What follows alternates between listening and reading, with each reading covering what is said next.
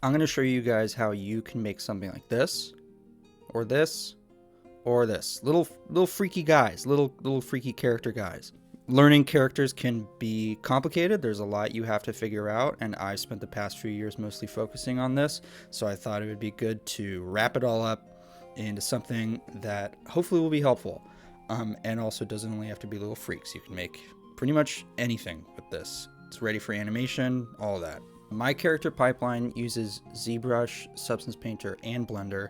I know a lot of people prefer just to use Blender to keep costs down, so for the parts of this where I'm talking about the steps in other software, if you feel like, what the hell are you talking about? Don't worry, I will explain the extra steps to keep it all within Blender. I'll be using this project as the example for this video. I made 3 brand new characters just for this project. So starting with design, I knew I was working on an animated project for this, so I started with a thumbnail, and then I just did some doodles of characters. I used like some reference from some clay figures that I made. Sometimes I don't start with a sketch, like this character was just a sculpt that I did on my iPad while I was out having coffee or something. It's also really important to be using reference. I mean, sometimes you can get away with not doing any sketches if you have enough reference and things to mix and match. I put all this together in a program called PureRef that's free and super useful, and I will link it in the description of this video. To save time, I almost always use a base mesh now. There's a couple different ways to do that. There are a lot of good packs of base meshes that you can buy. You can just push around primitives and spheres and cylinders to a basic body shape, or sometimes I'll also use the body of a character that I've made previously.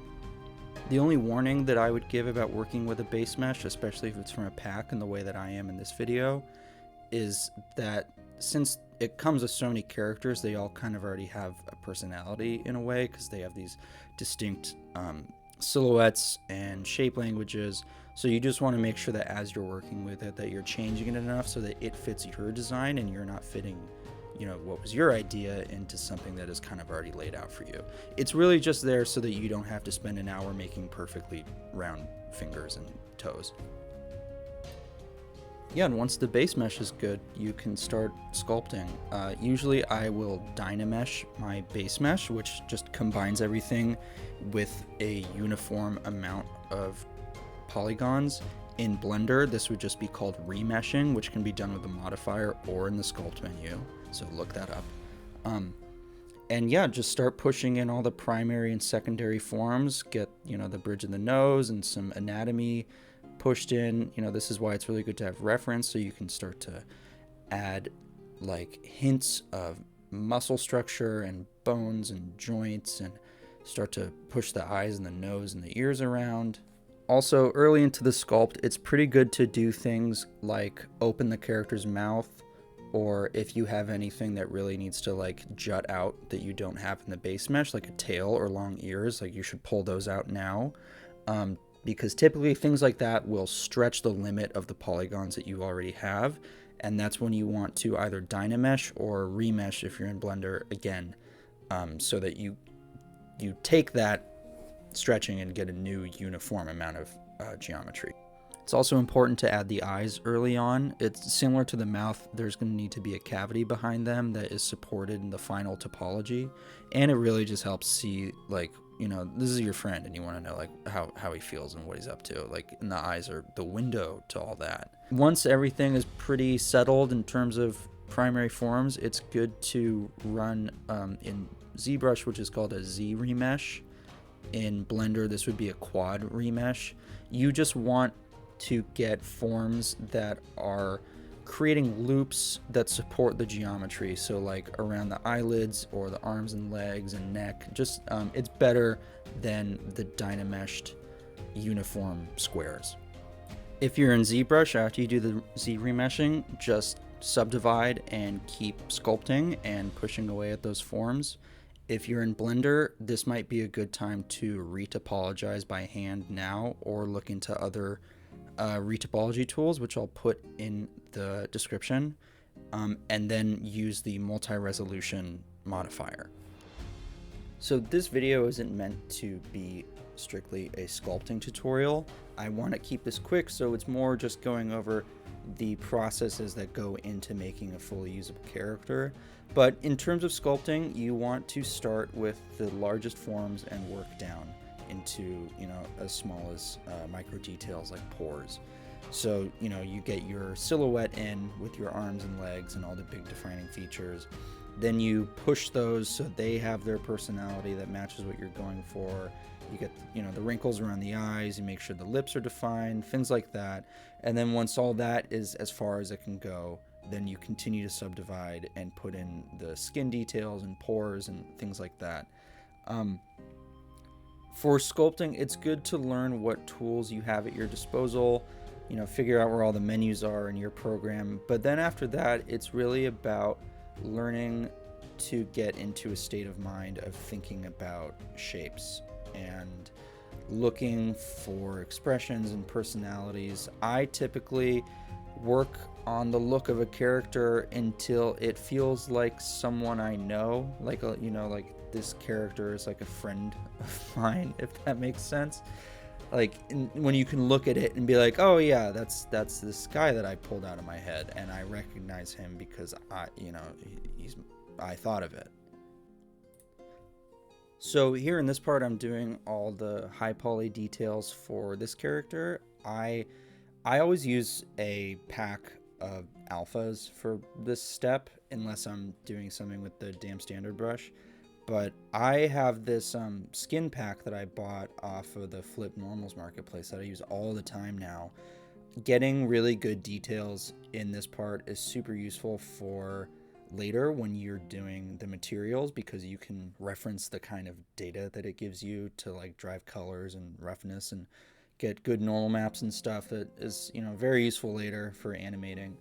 And then after this step comes preparing your render mesh. So the render mesh is the version of your character that is going to be used for everything once you're animating over in Blender. It's what's going to get rigged and have all the modifiers applied to it. So what I do is I take my lowest level of subdivision, if the topology is where I want it, and then I will start to use ZBrush's UV master to get that going, set up my UDIMs. The Go Z plugin is really useful here so that you can super fast jump back and forth between Blender and use its UV tools and arrange all the islands and stuff. Once your topology is solid and your UVs are good, you can use the multi-map exporter to get your normals and your displacement ready, and then get everything put together in Blender, name all your materials, and then you're ready to start texturing. So yeah, then jumping into Substance Painter, get all your maps set up, do all the bakes for all the curvature so you can use smart materials. This is a good time to also go look for some more reference so that you can get some more ideas about like color and maybe like effects on the skin and things you want to do. For example, like this bigger character has those kind of scaly leather shoulders, and I found this great reference from The Hobbit that gave me an idea of how I can use those, and I think that became one of the most interesting parts of this character. There are also a lot of really useful skin materials, cloth materials, metal materials that you can get online. Edit them, customize them, mix them together. Like for this goblin skin character, one of my favorite artists that I'll link below has a really great organic skin material pack that works really well as a base that you can then paint your own details on top of and mix and match some extra kind of, skin pores, and it's super useful. This is a fun part of the process where your character really gets a lot closer to feeling alive. And then once all this is wrapped up, throw it back into Blender and we'll start rigging it. And then for rigging, I use Auto Rig Pro. You could also use something like Rigify or do it manually. Some people like to use Mixamo, but I like this system because it gives me a lot of flexibility and it's pretty plug and play and quick to use. And then for the face, I use Faceit, which runs entirely off of shape keys, and it's super useful because you get to sculpt all of the expressions yourself, so you do get quite a lot of fine detail control. And then on top of that, for the renders to look extra good, I set up my displacement that I sculpted back into the mesh. So that way you can see in the renders, if you want a really high quality thing, you'll still get all this skin detail. That's about the full process for how I make a character. If you think I left anything out or you have any questions, feel free to ask and I'll do my best to help you out. I hope that you guys learned something and that this was useful, and thanks a ton for watching. This was my first time making a video like this, and I plan to make some more if you guys get some good use out of this. If you like this and you want to support me, I'll leave some links below with my website and my Instagram. I am a freelancer. I run a small studio called Magic Sword Films where I work on client projects as well as a bunch of other personal projects. I have a movie I've been working on for a little while called Randy's Diner that, people seem to like keeping up with. I post all these like fun guys I make. I talk a lot about movies. Let's be buddies. Thank you.